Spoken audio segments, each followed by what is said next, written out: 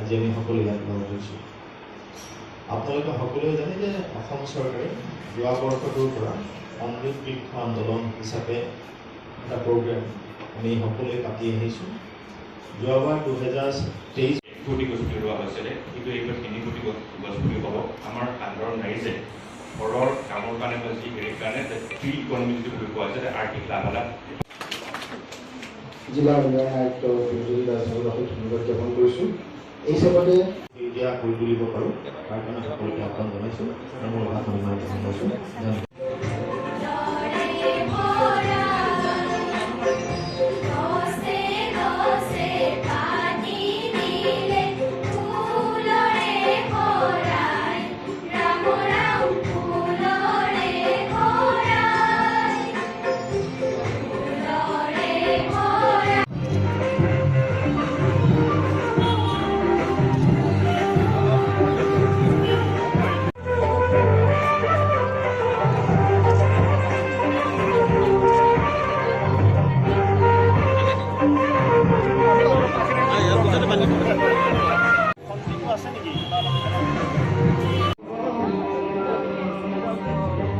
মগটো গুচাই দিছোঁ অকণমান, মগটো গুচাই দিছোঁ, মগটো আঁতৰাই দিয়কচোন।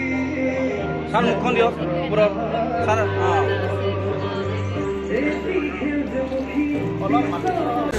আপোনালোক সকলোৱে জানে যে অমৃত বৃক্ষ আন্দোলন 2024 যিটো বৃক্ষৰোপণৰ যিটো আমাৰ প্ৰগ্ৰেম, সেইটো সমগ্ৰ অসমতে আজিৰ পৰা আৰম্ভ হৈছে।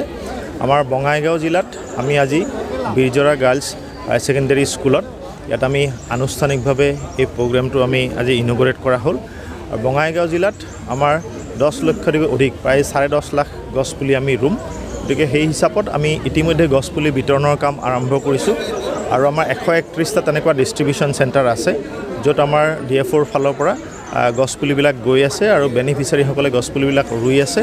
আৰু আমাৰ 1 তাৰিখৰ পৰা গছপুলিবিলাক ৰুব 15 তাৰিখলৈকে আমি এই গোটেইখিনি গছপুলি পাব্লিকে বা যিসকল আমাৰ বেনিফিচিয়াৰী আছে তেওঁলোকে লৈ যাব। আৰু তেওঁলোকে ৰোৱাৰ পিছত গছপুলিখিনি ৰোৱাৰ পিছত এই গছপুলিখিনি তেওঁলোকে ফটো আমাৰ যিটো অমৃত বৃক্ষ আন্দোলন পৰ্টেল আছে পৰ্টেলত আপলোড কৰিব। আৰু আমাৰ টাৰ্গেট প্ৰায় 10.5 লাখ আমাৰ গছপুলি আমাৰ ৰোৱাৰ আমাৰ লক্ষ্য আছে বঙাইগাঁও জিলাত।